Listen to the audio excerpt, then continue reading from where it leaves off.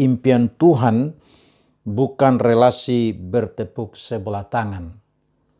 Sebelum kita mendengar firman Tuhan ini, marilah kita berdoa terlebih dahulu.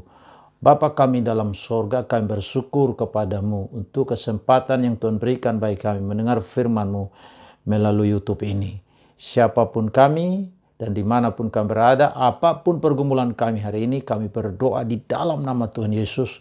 Kiranya Tuhan menolong kami sehingga sungguh-sungguh kami dapat membangun relasi yang Tuhan inginkan dari kehidupan kami ini ya Tuhan, sehingga terjadilah relasi yang sangat akrab antara kami dan Tuhan, Tuhan dengan kami, sehingga apa yang menjadi rahasia Tuhan, Tuhan dapat kemukakan bagi kami, dan kami terus hidup sesuai dengan impian Tuhan, dengan kehendak Tuhan selama kami hidup di bumi ini. Terima kasih Tuhan, karena itu berfirmanlah bagi kami. Kami siap mendengar firman-Mu. Dalam nama Tuhan Yesus kami berdoa. Haleluya. Amin. Firman Tuhan berkata dalam Mazmur 119 ayat 26.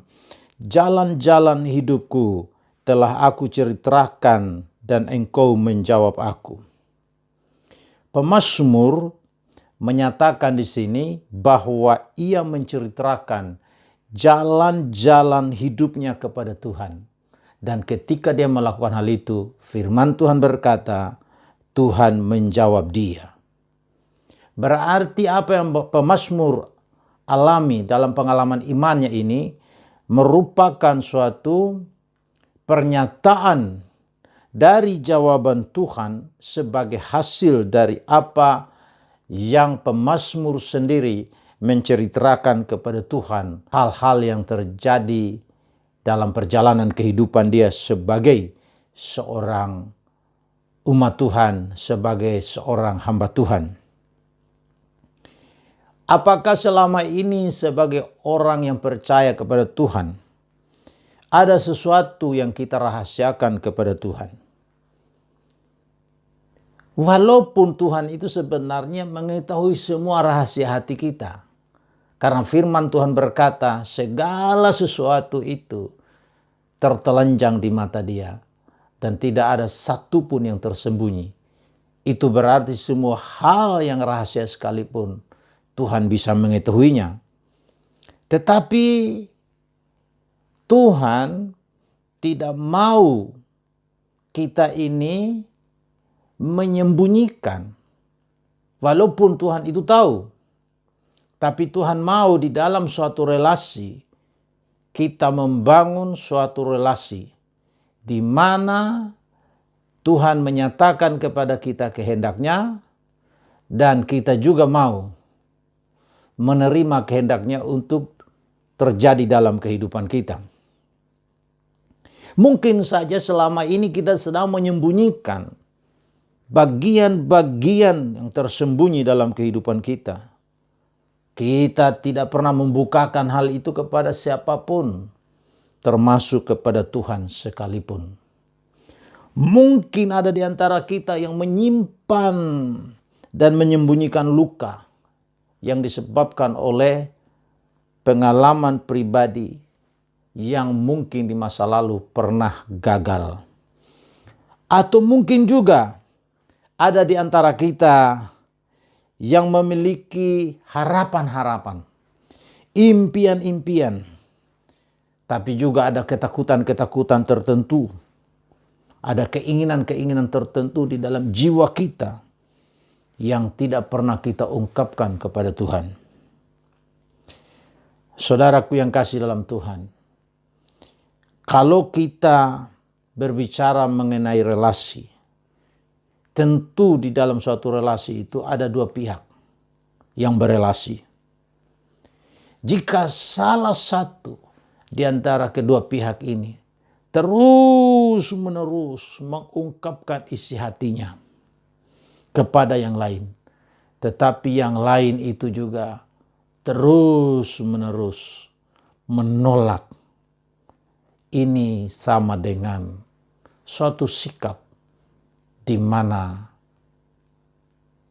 orang bertepuk sebelah tangan. Dan relasi seperti ini merupakan suatu relasi yang tidak wajar alias abnormal. Dan seringkali di dalam kehidupan kita sebagai orang percaya, Tuhan sepertinya bertepuk sebelah tangan ketika Dia membangun relasi dengan kita. Karena Alkitab menyatakan Tuhan itu adalah Bapa kita di dalam sorga. Sebagai Bapa yang baik, Dia begitu mengasihi kita sehingga Ia mengaruniakan anak yang tunggal, supaya setiap orang yang percaya kepadanya tidak binasa, melainkan beroleh hidup yang kekal.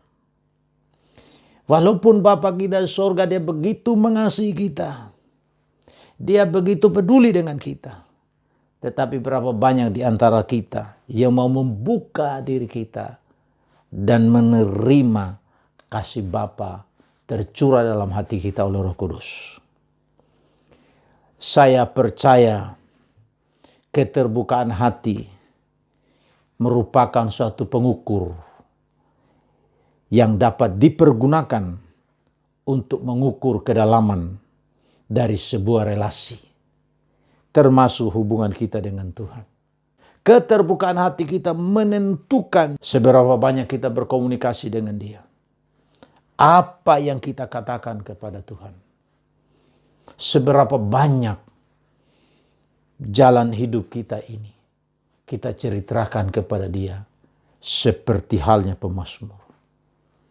Pemazmur dia menceritakan jalan-jalan hidupnya kepada Tuhan. Dan saya percaya pemazmur bermaksud menceritakan segala sesuatu yang ada di dalam kehidupannya. Dia tidak pernah menutup-nutupi.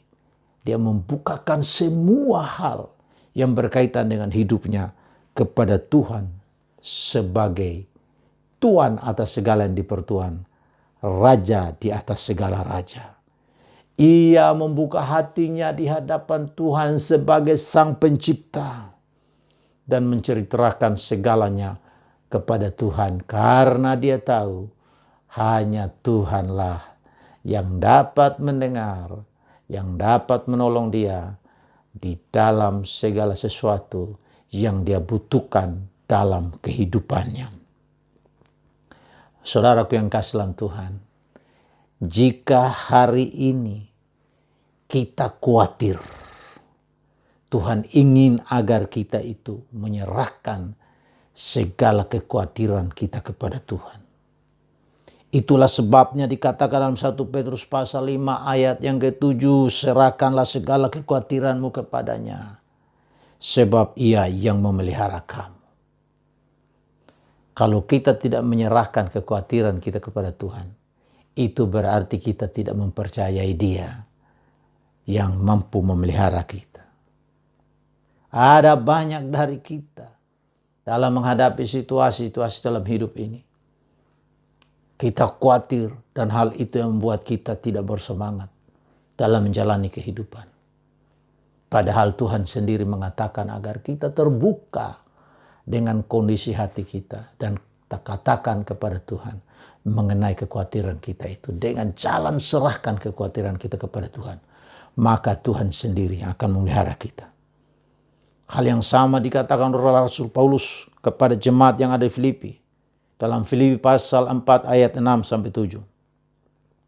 Janganlah hendaknya kamu khawatir tentang apapun juga, tetapi nyatakanlah dalam segala hal keinginanmu kepada Allah, dalam doa dan permohonan dengan ucapan syukur. Damai sejahtera Allah yang melampaui segala akal akan melihara hati dan pikiranmu dalam Yesus Kristus. Firman Tuhan ini menyatakan jika kita mengalami kekhawatiran dalam hidup kita ini, tidak usah kita sembunyikan. Tuhan mau supaya kita menyatakan kekhawatiran kita itu.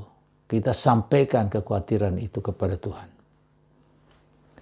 Dan apa yang kita khawatirkan itu, mungkin soal makan minum, soal masa depan, kita nyatakan itu kepada Tuhan. Melalui doa, melalui permohonan, melalui ucapan syukur. Kalau itu yang kita lakukan, maka firman Tuhan menjamin damai sejahtera Allah yang melampaui segala akal dan pikiran akan memenuhi akan memelihara hati dan pikiran kita dalam Yesus Kristus Tuhan. Mungkin saat ini ada dosa-dosa tertentu yang kita sembunyikan. Karena mungkin kita percaya bahwa dosa jenis itu tidak mungkin Tuhan mengampuni. Saya mau sampaikan kepada saudara, jangan ambil kesimpulan sendiri. Mari kita seperti pemazmur, kita ceritakan segala jalan hidup kita. Semua hal yang kita alami dalam hidup ini, mari kita ceritakan kepada Tuhan. Termasuk dosa kita. Tidak ada dosa yang ketika kita mengakui, sebesar apapun dosa itu, Tuhan sendiri yang berjanji, Dia akan mengampuninya. Karena itu dikatakan dalam 1 Yohanes pasal 1, ayat 8 sampai 10. Jika kita berkata bahwa kita tidak berdosa, maka kita menipu diri kita sendiri dan kebenaran tidak ada di dalam kita. Jika kita mengaku dosa kita, maka Ia adalah setia dan adil, sehingga Ia akan mengampuni segala dosa kita dan menyucikan kita dari segala kejahatan kita. Jika kita berkata bahwa kita tidak ada berbuat dosa, maka kita membuat Dia menjadi pendusta dan firman-Nya tidak ada di dalam kita. Firman Tuhan secara tegas dinyatakan di sini bahwa kalau kita mengaku dosa kita, maka Tuhan di dalam kesetiaannya, di dalam keadilannya, Dia mengampuni kita. Bukan hanya sebagian dosa, bukan hanya sebagian kejahatan, tapi segala dosa kita, segala kejahatan kita. Mana yang kita harus pegang? Perasaan kita, kata orang lain, atau kata firman Tuhan? Jadi hari ini, kalau saudara dan saya berdosa, kita tidak bisa mengubah dosa kita. Kita tidak bisa mengubah diri kita. Hanya Tuhan yang dapat melakukan itu. Karena itu datang kepada Tuhan. Ceritakan segala jalan hidup kita kepada Tuhan. Maka kita akan mengalami hal yang sama seperti pemazmur. Tuhan menjawab doaku. Mungkin ada di antara kita yang sakit saat ini. Dan mungkin dokter telah mengatakan bahwa penyakit seperti ini tidak mungkin sembuh. Karena itu dokter berkata supaya kita menggunakan hari-hari yang sisa yang Tuhan masih berikan kepada kita untuk kita sampaikan hal-hal penting bagi keluarga. Karena tidak lama lagi kita akan meninggal dunia karena penyakit itu. Saudara, dokter bisa berkata seperti itu. Tapi mari kita mendengarkan firman Tuhan yang mengatakan bahwa kalau kita mendengar dengan baik-baik firman Tuhan, melakukan dengan setia, Tuhan sendiri tidak akan menimpakan penyakit manapun seperti yang ditimpakan kepada orang Mesir. Sebab akulah Tuhan, akulah Yahweh, penyembuhmu, akulah Yahweh Rafa, Tuhan penyembuh. Firman Tuhan berkata bahwa oleh bilur-bilurnya kita sudah disembuhkan. Dia yang mengampuni dosa kita dan menyembuhkan penyakit kita. Dia yang memperdengarkan firman-Nya, mengeluarkan kita dari lubang kubur dan menyembuhkan kita dari penyakit kita. Saudaraku yang kasih dalam Tuhan, kalau saat ini ada penyakit yang mungkin sedang saudara alami, ceritakanlah kepada Tuhan mengenai hal itu. Sampaikan kepada Tuhan mengenai hal itu. Biar pengalaman pemazmur bagaimana dia menceritakan jalan-jalan hidupnya kepada Tuhan. Dan Tuhan menjawab dia. Kita juga mengalami pengalaman iman yang sama. Karena sebagaimana pemazmur menyembah Tuhan, kita menyembah Tuhan itu juga. Yang kita panggil dia Bapa di dalam nama Yesus Kristus. Yahweh Israel, Bapa dan Tuhan kita dalam Yesus Kristus. Mari kita saudara-saudara membangun relasi dengan Tuhan, di mana relasi itu merupakan relasi dua arah. Tuhan berbicara, kita mendengar. Sebagaimana ketika kita mencurahkan isi hati kita, pasti Tuhan menjawab.